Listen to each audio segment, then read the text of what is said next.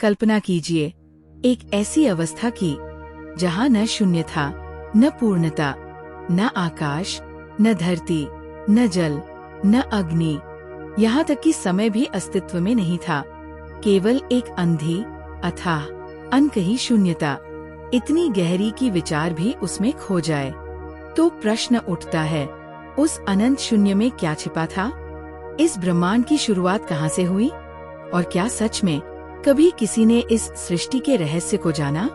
ऋग्वेद के 10वें मंडल में एक अद्भुत सूक्त है, नासदीय सूक्त, जिसे क्रिएशन हिम भी कहा जाता है।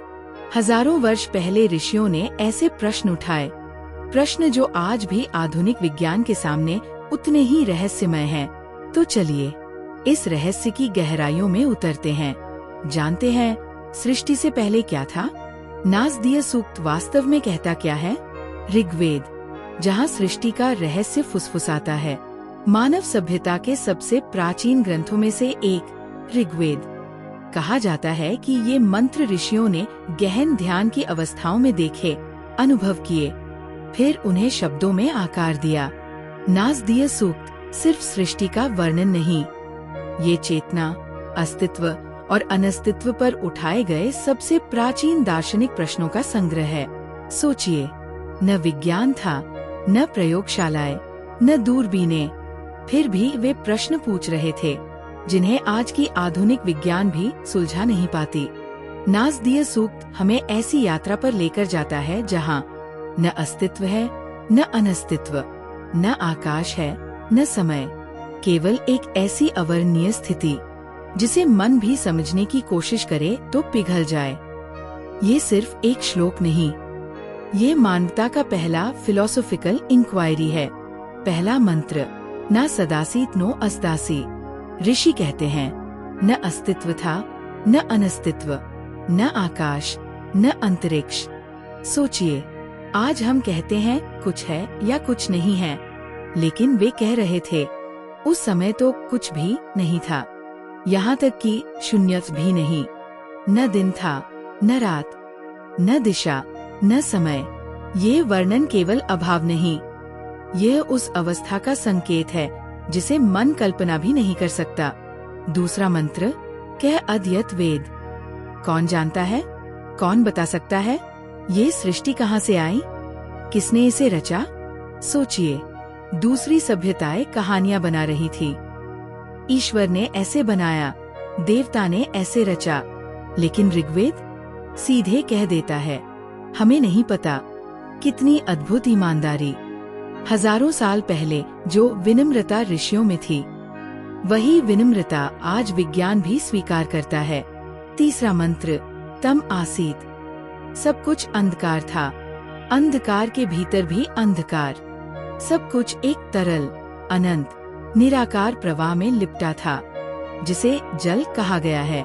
ये जल पानी नहीं, बल्कि कॉस्मिक एनर्जी, आदिम अवस्था का प्रतीक। आज विज्ञान इसे प्राइमोर्डियल सूप कहता है, ऋग्वेद इसे अनंत तरल प्रवाह कहता है। भाषा अलग, विवरण एक जैसा। चौथा मंत्र, तप की पहली चिंगारी उस अनंत अंधकार से तप उत्पन्न हुआ। तप यानी ऊष्मा, ऊर्जा, कॉस्मिक स्पार्क। इसी तप से एक का जन्म हुआ, वही एक जिसे विज्ञान सिंगुलैरिटी कहता है, वही बिंदु जहाँ से पूरा ब्रह्मांड जन्मा। पांचवा मंत्र, इच्छा का उदय। सबसे पहले जो प्रकट हुआ वह था काम। काम यानी इच्छा, आकांक्षा, कॉस्मिक विल। ऋषि कह रहे हैं, सृष्टि की शुरुआत इच्छा से हुई। सोचिए, विज्ञान कहता है ऊर्जा का उतार चढ़ाव हुआ, वेद कहते हैं चेतना ने इच्छा की और सृष्टि प्रारंभ हुई। ये कितना सूक्ष्म, कितना गहरा विचार है। छठा मंत्र, प्रकाश का विस्फोट। ऊर्जा की किरणें फैलने लगी, ऊपर, नीचे, तिरछी, आड़ी, हर दिशा में। यही था द्वैत का जन्म, प्रकृति, स्वधा और शक्ति, प्रैति। विज्ञान इसे कॉस्मिक एक्सपांशन और बिग बैंग कहता है, ऋषि इसे ऊर्जा के फैलाव के रूप में महसूस करते हैं। सातवां मंत्र, अंतिम प्रश्न, कौन जानता है कौन बता सकता है? देवता भी तो सृष्टि के बाद पैदा हुए, तो वे कैसे जानेंगे? और फिर वो अंतिम, अद्भुत, चौंकाने वाला वाक्य, शायद सृष्टिकर्ता भी नहीं जानता। हजारों साल पुराना इतना साहसी विचार, अद्भुत। नासदीय सूक्त का सार यही है। ज्ञान का सबसे ऊंचा रूप है विनम्रता। तो इसका जीवन से क्या संबंध है? जैसे सृष्टि का रहस्य अनसुलझा है, वैसे ही जीवन का रहस्य भी। हम भी पूछते हैं, मेरा भविष्य क्या होगा? मेरी मंजिल कब पूरी होगी? मेरे कर्मों का फल कब मिलेगा? हर प्रश्न का उत्तर तुरंत नहीं मिलता। कभी कभी उत्तर से अधिक प्रश्नों में सच छिपा होता है। नासदीय सूक्त यही सिखाता है। जिज्ञासा ही ज्ञान का पहला कदम है। अंत में नासदीय सूक्त कहता है, सृष्टि एक अनंत रहस्य है। 4. कर्म क्या है? कर्म मतलब हमारे किए हुए काम और उनके असर। अगर तुम अच्छे काम करोगे तो अच्छे फल मिलेंगे। जैसे पेड़ में मीठे फल आते हैं, बुरे कामों से कठिनाइयाँ आती है, लेकिन कर्म सजा नहीं देता, ये सिखाता है। हर कर्म एक बीज है जो भविष्य में फल देगा। आज का हर छोटा अच्छा काम कल का उज्जवल रास्ता बनाता है। 5. आत्मा समूह और आत्मिक अनुबंध। हम बस अकेले नहीं आते, कई आत्माएं एक दूसरे से जुड़ी होती है। वे एक समूह की तरह बार बार साथ खेलती और सीखती है। कुछ लोग जीवन में आपके सहारे बनते हैं, कुछ आपको कठिनाई देते हैं। सबका मकसद कुछ सिखाना होता है। इसलिए किसी से गहरा लगाव हो तो समझो, वो शायद आपकी आत्मा दोस्त, सोल ग्रुप हो सकता है। 6. आध्यात्मिक मार्गदर्शक। आत्मा के साथ कुछ प्रेम भरे मार्गदर्शक, गाइड्स भी होते हैं, जैसे गुरु या अंक आंटी जो सही राह दिखाते हैं। ये सलाह देते हैं, पर फाइनल चुनाव आत्मा का ही होता है। जब आप सही दिशा चाहते हैं तो उनके संकेत, सपने अचानक समझ मिलते हैं। 7. स्वतंत्र इच्छा यानी फ्री विल। हाँ, आप चुन सकते हैं। आत्मा ने कुछ ब्लूप्रिंट बनाया, पर आप रोज के फैसलों से अपनी कहानी बदलते हैं। डर के बजाय बहादुरी चुनो, नफरत के बजाय माफी चुनो।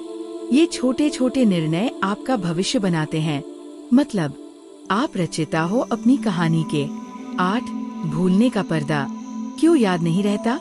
अगर हमें सब कुछ याद रहता तो हम सच में सीख पाते क्या? इसलिए जम पर एक भूलने की चादर ओढ़ा दी जाती है।